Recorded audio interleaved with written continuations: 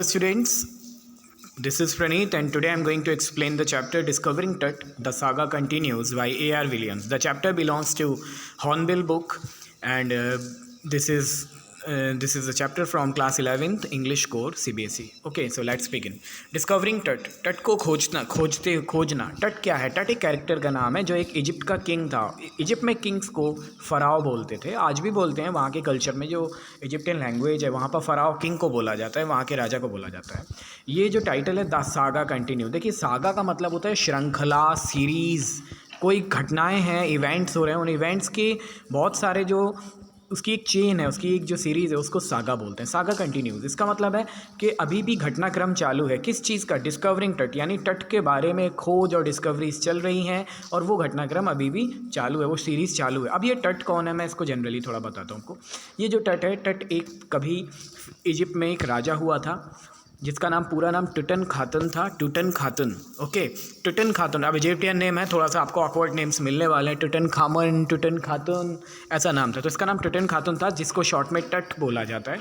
तो ये जब 13 साल का था, तो 13 साल की उम्र में ही इसकी डेथ हो गई थी. इसकी डेथ का कारण क्या था, आज भी इजिप्ट की हिस्ट्री में वो मिस्ट्री बनकर रह गया. अभी भी पता नहीं है कि इसका रीज़न क्या था.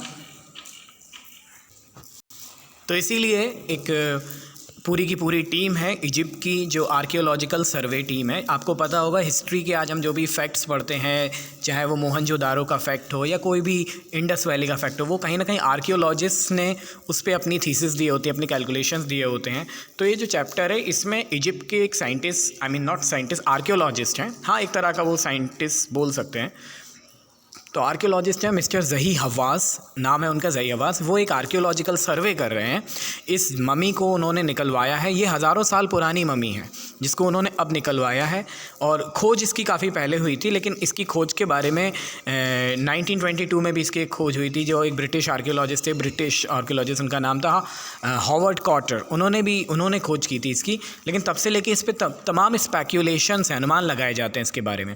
तो अभी क्या है, डॉक्टर ज़ही हवास हैं, वो इसके बारे में अपनी एक्सप्लेनेशन दे रहे हैं, अपनी थीसिस दे रहे हैं और इसके बारे में पता लगाने की कोशिश करते हैं. इस चैप्टर में होगा क्या, इस चैप्टर में केवल एक आर्कियोलॉजिकल सर्वे को पिक्चरेस्क डिस्क्रिप्शन दिया गया है कि आर्कियोलॉजिकल सर्वे किस तरीके से किया जा रहा है, सीटी स्कैन किया जा रहा है. इसके अलावा ममी के बारे में इंट्रोड्यूस कराया जा रहा है. वो ममी है, ममी कौन सी है, कहाँ उसकी फैमिली है, कौन सी कैपिटल थी, जैसे कि थीब्स एक कैपिटल सिटी था. तो इस तरह की तमाम डिटेल्स इसमें दी गई हैं. चलिए, इतना बहुत है. अभी बाकी मैं एक्सप्लेन करता हूँ, वरना आप बोर हो जाएंगे. Discovering to the saga continues by A.R. Williams. Let's begin. सबसे पहले इसमें ये लिखा हुआ है, notice these expression in the text. ये जो टेक्स्ट है, यानी कि ये जो पूरा का पूरा चैप्टर है, इसमें जो एक्सप्रेशंस दिए गए हैं वो मैं आपको बताता हूँ. Infer their meaning from the context. ठीक है, तो ये जो कॉन्टेक्स्ट दिया गया है इसके बारे में मैं आपको बताता हूँ, मीनिंग समझाता हूँ क्या है.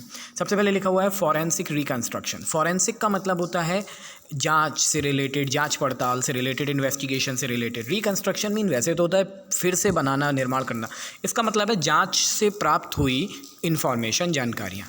स्कडेड का मतलब होता है भरा हुआ, खचाखच भरा हुआ, क्राउडेड. अक्रॉस मीन एक साइड से दूसरे साइड, यानी पूरी तरह से भरा हुआ.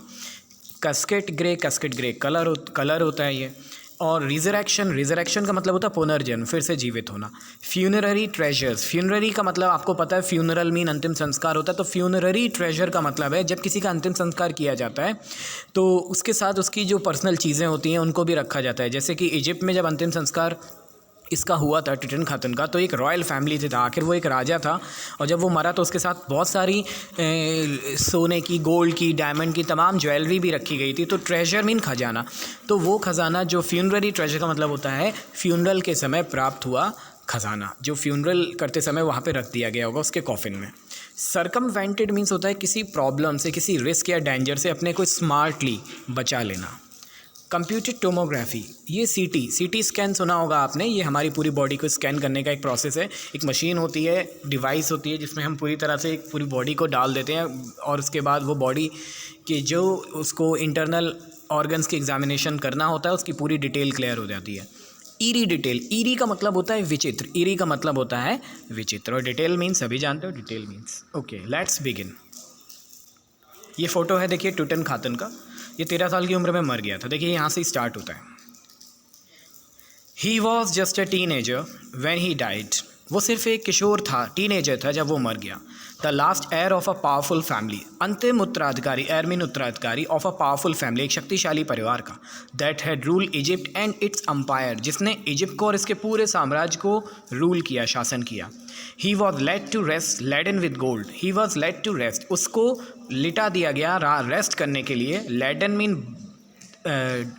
मीन लाद देना, उसे पूरी तरह उस पर लाद दिया गया। विद गोल्ड मीन सोने से। एंड इवेंचुअली, और अंततः फॉरगॉटन, उसे भुला दिया गया। यानी कि जब ये मरा, टीनेजर था, वो मर गया और उसका पूरा की जो रिचुअल्स थे, रिचुअल्स के अकॉर्डिंग उसको उसका फ्यूनरल किया गया, फ्यूनरल परफॉर्म किया गया। और उसके बाद उसको गोल्ड और डायमंड और भी ज्वेलरी वगैरह से उसको लाद के उसको दफना दिया गया, उसको पिरामिड्स में रख दिया गया।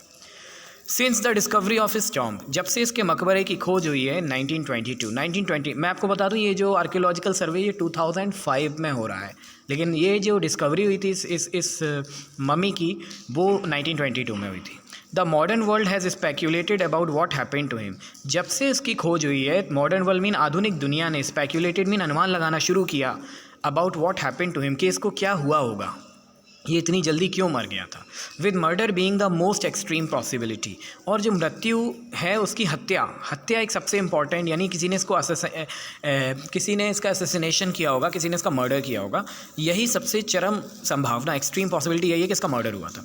Now leaving his tomb for the first time in almost 80 years, now mean अब, लीविंग हिज टॉम्ब, अपने मकबरे को छोड़कर, for the first time in almost 80 years, 80 सालों में लगभग शायद पहली बार है कि इसकी मम्मी को इसके मकबरे से दूर किया जा रहा है। टट हैज़ अंडरगॉन, टट को गुजारा गया है अ सीटी स्कैन, एक कंप्यूटेड टोमोग्राफी मशीन, जो स्कैनिंग मशीन है, स्कैन करेगी बॉडी के इंटरनल ऑर्गन्स को, वहाँ से गुजारा जा रहा है। दैट ऑफर्स न्यू क्लूज़, जो कुछ नए, क्लूज़ मीन्स सुराग देगी, कुछ नए एविडेंसेस मिलेंगे, कुछ नई चीज़ें मिलेंगी about his life and death, उसके जीवन के बारे में और उसकी मृत्यु के बारे में। एंड प्रोवाइड्स प्रीसाइज मीन्स होता है सटीक, to the point, data means सूचना, for an accurate forensic reconstruction of the boyish pharaoh, ठीक है, एक बिल्कुल सटीक डेटा प्राप्त होगा। फॉरेंसिक मीन एक वैज्ञानिक, रिकन्स्ट्रक्शन मीन पुनर्रचना, यानी कि एक नई इन्फॉर्मेशन, एक नया एक्सप्लेनेशन निकल कर आ सकता है बॉयिश फराओ, इस लड़के जैसे फराओ के लिए।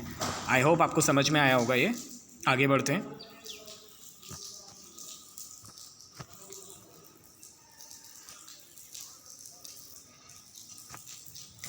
An angry wind stirred up, एक बहुत ही तेज़ हवा, एंग्री मतलब हवा को गुस्सा नहीं आता है, लेकिन वो तेज़ी से हवा अगर चल रही है तो एंग्री विंड कह दिया है। एंग्री विंड स्टिर्ड अप, अचानक से वो स्टिर्ड अप मीन्स तेज़ी से चलने लगी। ओके, स्टिर्ड मीन्स वैसे कोई चीज़ उद्दीपित करना होता, स्टिमुलेट करना, यहाँ तेज़ हवा बहने लगी। घोंसली डस्ट डेविल्स, और धूल के डेविल्स, डेविल मतलब धूल के बड़े बड़े गुबार, डेविल मीन वैसे दैत्य होता है, यहाँ मतलब धूल के बड़े बड़े, घोंसली मतलब भूत की तरह बड़े बड़े रेगिस्तान है ये। देखिए पिरामिड जो जहाँ पर होता है वो एक इजिप्ट में है और रेतीली जगह है, वहाँ पर अचानक से बहुत ज़्यादा मतलब डस्ट डेविल्स बनने लगे हैं। टट was taken from his resting place, और टट जो था उसको उसके रेस्टिंग प्लेस से उठाया गया, यानी कि जब टट को उठाया गया उसके रेस्टिंग प्लेस से, अचानक से तेज़ हवाएं बहने लगी। In the ancient Egyptian cemetery known as the Valley of the Kings, ठीक है, प्राचीन इजिप्ट की जो सिमेट्री अर्थात कब्रिस्तान, याद रखिए सिमेट्री मीन्स होता है कब्रिस्तान, तो जो इजिप्ट का सिमेट्री है जिसका नाम रखा गया है वैली ऑफ द किंग्स, जब उसको उठाया गया ना टट की मम्मी को वहाँ से, तो अचानक से तेज हवाएं चलने लगी। डार्क बैलीड क्लाउड्स, डार्क मीन काले काले, बैली मीन्स वैसे तो पेट होता है, यहाँ का मतलब है काले बादल, जिनकी मतलब ओवरऑल जो काफ़ी बड़े बड़े बादल थे और वो एकदम डार्क कलर के थे। हैड स्कडेड अक्रॉस, स्कडेड मीन्स वो क्राउडेड हो गए, जमघट लग गया इन बादलों का, जम गए बादल। डिज़र्ट स्काई, यानी कि जो रेगिस्तान था, रेगिस्तान का जो आकाश था, आकाश पे अचानक से काले बादल इकट्ठे हो गए। ऑल डे, पूरे दिन भर ही रहे वो। And now were veiling the stars, और अब वेलिंग मीन्स वो ढक रहे थे, कवर कर रहे थे। स्टार्स मीन्स सितारों का, in the cascade grey, cascade grey यानी कि देखिए ऐसा है, शाम हो गई है, सितारे निकलने वाले हैं और अभी भी जो बादल उन्हें ढके हुए हैं ना, तो बादल का जो कलर है वो अगर बहुत ही गौर किया जाए तो कैस्केड के ग्रे कलर का है। जैसे कोई कैस्केड होता है, कैस्केड एक बॉक्स होता है, ज्वेलरी वगैरह के बॉक्स को भी कैस्केड बोलते हैं, जिसमें ज्वेलरी रखी जाती है, तो वो कैस्केड होता है। और कैस्केड का जो ग्रे कलर होता है, अगर आप उसके ऊपर के कवर को हटा दें तो उसका ग्रे कलर थोड़ा सा होता है वैसा ग्रे। तो बादल जो थे वो ऐसे लग रहे थे। इट वॉज 6 PM ऑन 5 जनवरी 2005, 6 बजे की शाम की बात है, 5 जनवरी था 2005। The world's most famous mummy glided head first into a CT scanner, the world's most famous mummy, दुनिया की सबसे प्रसिद्ध mummy glided head first. Glided mean मतलब वैसे तो झूलना होता है, ग्लाइड मीन यहाँ मतलब उसको लाया गया। ग्लाइड मीन्स मतलब उसको कुछ लोगों ने पकड़ा होगा और वो थोड़ा सा for some time it will be in the air. Head first mean सबसे पहला इसका जो सिर की तरफ से इसको सीटी स्कैनर में रखा गया। Brought here to probe the lingering medical mysteries, और इसको लाया गया सीटी स्कैनर में रखा गया। टू प्रोब मीन जांच करना होता है। The lingering medical mystery, lingering means जो अभी भी पेंडिंग है, लंबित हैं, जो अभी प्राप्त कन्फर्म पे नहीं पहुंची हैं, अनकंक्लूडेड हैं। तो लिंगरिंग मेडिकल मिस्ट्री, जो भी उसकी चिकित्सा या मेडिकल से रिलेटेड उसकी मिस्ट्रीज थी कि वो क्यों मरा, उसकी बॉडी ठीक थी, उसे कोई बीमारी तो नहीं थी, तमाम चीज़ें। क्योंकि सीटी स्कैनर ज़्यादातर डॉक्टर्स हैं वही इस्तेमाल करते हैं और आर्कियोलॉजिस्ट भी करते हैं। तो देखिए आर्कियोलॉजिस्ट इस तरीके से करते हैं। तो mysteries of this little understood young ruler who died more than 3300 years ago. ये यंग रूलर की मम्मी 3300 साल पुरानी है। अब उस मम्मी को आर्कियोलॉजिकल जो सर्वे के जो लोग हैं, आर्कियोलॉजिस्ट हैं, वो लोग सीटी स्कैनर में डाल के उसके बारे में पता लगा रहे हैं। ठीक है। ऑल आफ्टरनून, पूरी दोपहर भर, उसी दिन की बात है ये, 5 जनवरी की बात है ये। ऑल आफ्टरनून, पूरी दोपहर, the usual line of tourist from around the world had descended into the cramp rock cut tomb some 26 feet underground to pay their respect. करीब पूरी दोपहर भर यूजुअल लाइन ऑफ टूरिस्ट, अक्सर यहाँ पर टूरिस्ट आते हैं। देखो पिरामिड्स में घूमने टूरिस्ट तो आते हैं ना हिस्टोरिकल प्लेस पे, तो वहाँ पर टूरिस्ट आए थे। उसी तरह की एक और लाइन, यानी कि टूरिस्ट की जो लाइन थी, जैसे हर बार हर दिन आते थे, वैसा ही यूजुअल लाइन आज भी थी। फ्रॉम अराउंड द वर्ल्ड, पूरी दुनिया भर से आने वाले। हैड डिसेंडेड मीन उतरे। देखो डिसेंड और असेंड, असेंड मीन चढ़ाई करना होता है, डिसेंड मीन नीचे की ओर जाना होता है। तो descended into the cramp, cramp mean Sakra, थोड़ा पतला, ज़्यादा स्पेस ना हो, तो जीना लगे होंगे, वहाँ पे जीने लगे होंगे, स्टेयर्स लगे होंगे। तो जीना, ये जीने जो जीने वगैरह थे, वहाँ से वो लोग उतर रहे थे जीने के थ्रू, या वहाँ पे रैंप भी हो सकता है। ठीक है। तो क्रैम्प मीन्स वो जो सकरा था, सकरा मीन्स नैरो था। Rock cut Tom, rock mean चट्टानों को काट कर। आपको याद होगा इंडियन कल्चर में भी बहुत सारे पुराने मंदिर हैं जिनको ईंट से नहीं बल्कि चट्टानों को काट काट कर, तराश तराश कर बनाया गया। तो रॉक कट टॉम्ब एक ऐसा मकबरा जो चट्टानें काट कर बनाया गया था। उस मकबरे में वो लोग जा रहे थे, टूरिस्ट भी जा रहे थे। सम 26 फीट अंडरग्राउंड, करीब 26 फीट ज़मीन के अंदर गहराई में। टू पे देयर रिस्पेक्ट, अपना सम्मान, श्रद्धांजलि देने जा रहे थे वहाँ के रॉयल ममीज़ को। वहाँ देखने जा रहे थे टूरिस्ट और रिस्पेक्ट भी दिखा रहे थे अपना। Okay. They gaze at the murals, वो जो टूरिस्ट थे ना, गेज मीन गौर कर रहे थे, घूर घूर कर देख रहे थे। म्यूराल्स का मतलब होता है दीवारों पर बने हुए भित्ति चित्र, यानी डिज़ाइंस। दीवार पर नहीं, फूल बने रहते हैं, चित्र बने। अब यहाँ पे फूल नहीं बने होंगे, मैं आपको बताऊँ, वो मुगल्स जो शैली है, मुगल्स स्टाइल है, वहाँ पर आपको मिले। यहाँ पर मैं आपको बता सकता हूँ, आप इमेजिन करिए, आप थोड़ा सा मतलब विजुअलाइज़ करिए कि चित्र कैसे बने होंगे। जैसे कि वॉरियर्स के चित्र बने होंगे, कोई भाला लिए होगा और इस तरह का चित्र बना होगा। और वहाँ पे इजिप्टियन किंग्स की, इनकी रॉयल प्रिंसेस के इस तरह के कुछ म्यूराल्स यानी भित्ति चित्र, दीवारों पर उकेरे गए चित्र बने होंगे। Okay. The most striking feature of his okay they gaze the murals on the walls of the burial chamber. Burial chamber mean वो जगह जहाँ पर ब्यूरियल हुआ था। ब्यूरियल मीन दफनाना होता है। तो जहाँ पर कॉफिन को रख के गहराई में रखा गया था, तो वो जो चैम्बर था ना जिसमें कॉफिन को अंदर रखा गया था, उस चैम्बर में, चैम्बर मीन एक तरह का स्मॉल केबिन, तो उसकी दीवारों पर भित्ति चित्र बने थे, म्यूराल्स बने थे, दीवारों पर चित्र उकेरे गए थे गड़ा गड़ा के। ठीक है। And peered at Tut's gilded face, और वो झांक रहे थे, वो लोग बार बार जितना भी हो सकता था वो ज़्यादा से ज़्यादा उसका चेहरा भी देखना चाहते थे। गिल्डेड माने होता है, गिल्डेड का मीन्स होता है जड़ा हुआ। जैसे कि आप ऊपर से, जैसे कि कोई मैं आपको बताता हूँ, जड़ा हुआ, जड़ते नहीं ऐसे हार में, जैसे कोई चेन होती है उसमें हीरे को जड़ देते हैं, फिक्स कर देते हैं, वैसे ही। मैंने ये एग्जांपल जो इस तरह का दिया, मैं आपको बताऊँ उसका फेस जो था, मैं आपको बताऊँ उसकी जो कॉफिन थी ना, कॉफिन का जो ऊपर एक पूरी बॉडी का शेप बना हुआ था, उसी पे बहुत सारा गोल्ड चढ़ा हुआ था, उसी को गिल्डेड कहा है। गिल्डेड का मतलब होता है जड़ा हुआ। यहाँ पे एक वर्ड ग्लाइडेड आया और एक वर्ड गिल्डेड आया है, तो आपको ये समझना है ग्लाइडेड का मतलब अलग है और गिल्डेड का मतलब अलग है। गिल्डेड का मतलब होता है जड़ा हुआ और ग्लाइडेड का मतलब होता है झुलाना या हवा में तैराते हुए किसी को ले जाना, लाइक दैट।